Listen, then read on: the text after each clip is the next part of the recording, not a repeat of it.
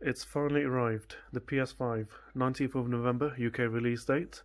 So I'll be unboxing this today. You can see here 4K 120 frames per second, 8K which will be supported later on. Now on the back of the retail box it will tell you it's 825 gigabytes. And another big feature of this generation is the SSD. Now PS5's SSD is a custom made one, so it'll be interesting to see how that develops later on.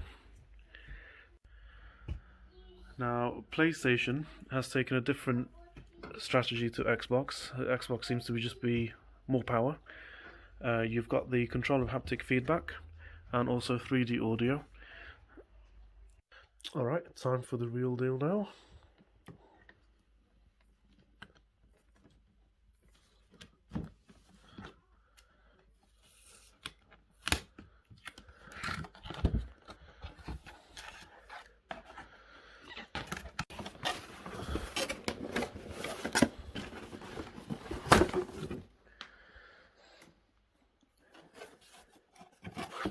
Now my first impressions are, I don't think it's as big as everyone's been saying. You've got a 3-pin UK plug, some paperwork,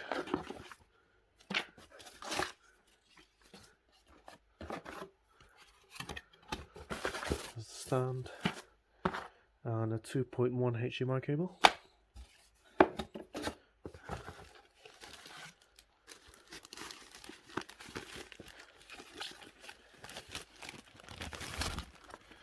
And here it is, the DualSense. Actually, I was a bit worried about it being bigger than the DualShock 4, but actually, first impressions, it seems very comfortable.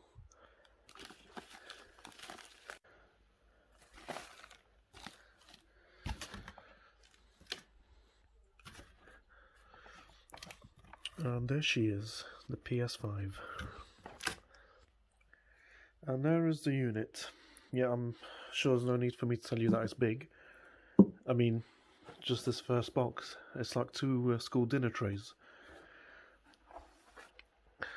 Now let's open it up.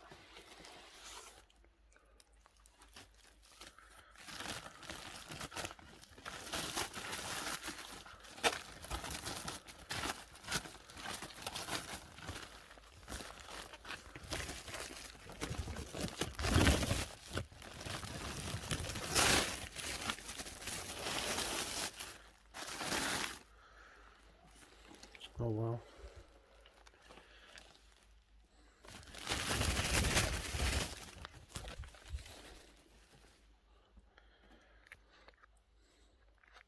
There we go.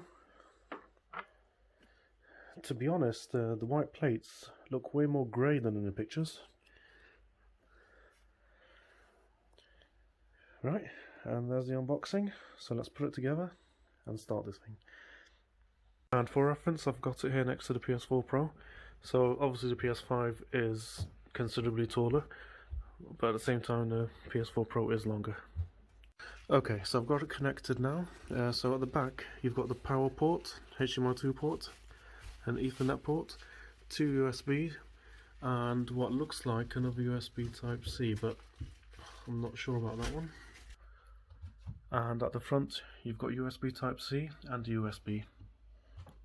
So I've had the PS5 for a week now, and I thought I'll start by talking about the controller. So it does look a bit bigger out the box, but actually I think size-wise it's just right.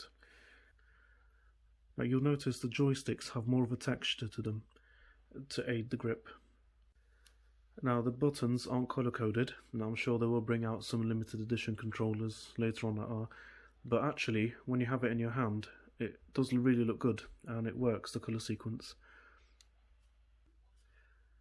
You will also notice how it's a bit straighter along the edge compared to the PS4 controller, and when you put it in your hand you realise that this is a more natural position for your hand with the joysticks in this position, whereas the Xbox controller with the joystick being here, it needs to be more curved. At the bottom here you have a mic, which I found really useful. I don't know if you're like me, but I tend to just keep my headset in a drawer. Sometimes can't be bothered to get it out. So that's a welcome addition. The speaker on it is definitely clearer. You might need to fiddle with the settings on the PlayStation before you get it just right. Whilst in chat, no one's ever said they haven't heard me clearly. I've been able to hear my friends clearly as well. The back obviously doesn't have the light bar anymore. It's along the edges just here. This doesn't bother me. I know some people prefer the light bar just because it looks cooler, I don't know. And obviously we'll be talking about the haptic feedback. Now I've been playing Dirt 5, Spider-Man Miles Morales and Call of Duty Cold War, and yeah, I do really like it. I like how it's very accurate with how hard it resists to certain guns, and the feeling of actual the gun shooting.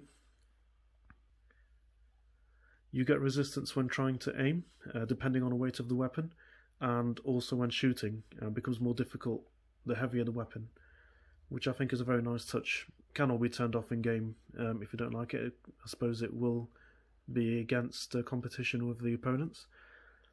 But overall, I do like it. I like how on Dirt 5, if you jump off a hill, you can notice that the acceleration is easier, and likewise when landing, it can depend on how you land.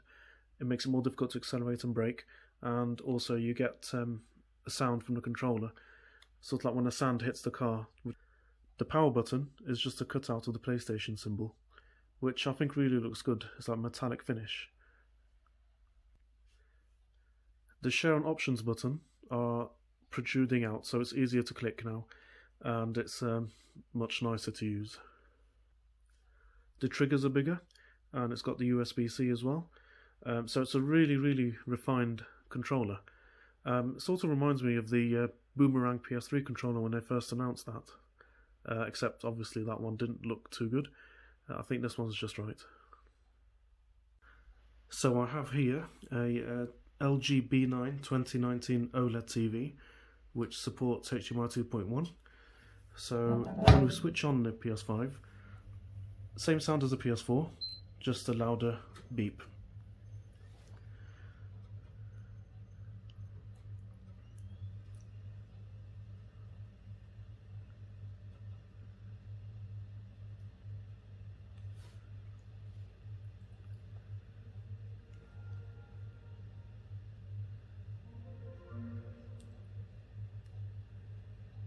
So startup's nice and quick. Now the UI does take getting used to, but once you get used to it, it really does feel next gen. It feels different, which I like. Just when you want to get next gen console, I do prefer to have a new UI. Now PlayStation users are used to just holding down the button to turn it off. Now it's just one press of the PlayStation button, and you've got the power at the bottom here, along with downloads, friends, notifications. Long pressing the button when in game takes you back to the screen. And if you want to broadcast, you just press the share button once. You got the option to take a screenshot or save recent gameplay, and to record. Now it's much better, this one, rather than going out of the game completely. This will come up while in game, and you can change the settings here. You can choose what to broadcast. It's just much better, much simpler, and doesn't interfere with the game, and is not slow. It's straight there.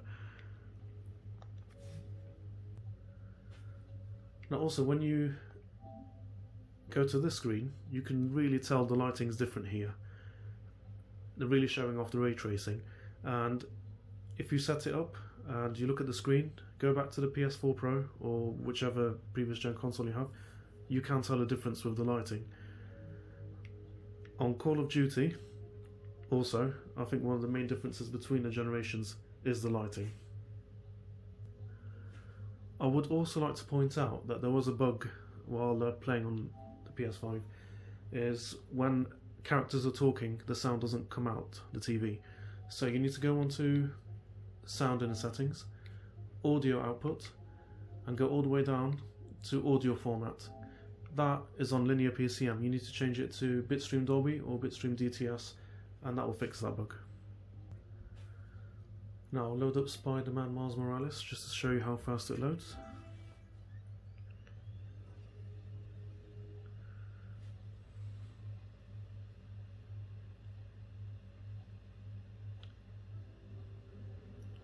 There you go, straight in. Now how quickly the games load is amazing, and I don't think you really need that feature of quick resume when it loads this fast. I mean, it's a nice touch, don't get me wrong, but when the games load up this quickly, you really don't need it. Now usually on a previous gen, I'm used to loading up a game, waiting for it to load, and just, I know, browsing my phone, looking at my iPad. Unfortunately not going to get time for that.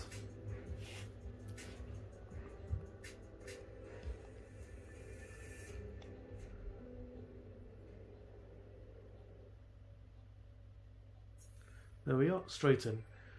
I mean, the level of detail in this is amazing.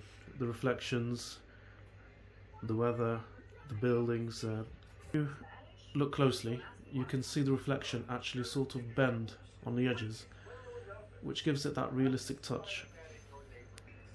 On the PS4 version of Spider-Man, it's all very linear on the reflections. These reflections are very realistic. On this 2.1 display, you can really tell a difference with the reflections of the light, especially going past a puddle in a bright day. You can really see realistic reflections in bright light. It's just a really, really nice game just to look at. Now in terms of overall performance, I have had no frame rate drops, and I'm not on performance mode here. It's better. So if you go to your library, this time it's all being split up. You've got your whole collection, as well as your installed games, PS Plus games, and if you have PlayStation now, it'll all be here. I find this really handy, all separated. I do prefer it. Here are all the PS5 games I've got in my library. On testing, I've had no issues. I've got it on resolution mode. No drops in frame rates of any games, apart from the odd frame drop in Call of Duty Cold War when there's big explosions, but that's expected. And War of Thunder, I think it's more a software issue. There are some drops in frame rates for some reason with the battleships when you're looking directly at the smoke. I don't know why, but it's literally looking in the direction that smoke's coming from. Frame rates drop. Apart from that, no problems. Now as you can see, there's no jagged edges anywhere. It's all very clear. The colours are bright, vibrant, despite the fact that Call of Duty isn't really an example when it comes to graphical processing. But yet, you can see how good it looks. And what I used to hate about the previous gen is no matter how good the graphics are, there's always jagged edges. Now take Tony Hawk's for example. You can see the jagged edges there on the edges of the skateboard. Now if you look carefully at the doors here, you can see it's not very smooth when you're moving around. And at the bottom here, so the lines aren't as straight as your next gen games. And bear in mind this is one of the later previous gen games. Many, it does still bother me. And that's all gone in next gen. It just looks really crisp. And on the next gen games, the picture quality does look much better right out the box. Whereas in the previous gen, I found it takes way more tweaking to get it right. And as I said before, if we just hold down the PlayStation button, it takes you to the main menu. Press it once, you get the menu down here, and if you're in game, it's the same. So you don't really need to get out the game to access these features here. Another thing worth mentioning, especially for any of you that want to stream your games, the microphone in the controller is set on default to always be on, where even if you go on the settings and you turn off including your mic's recordings, it will still record. The only way to stop that is to literally press the on and off switch here. It has to be the orange light on for it to be off. And I'm also pleased to report that the previous gen games run brilliantly on it.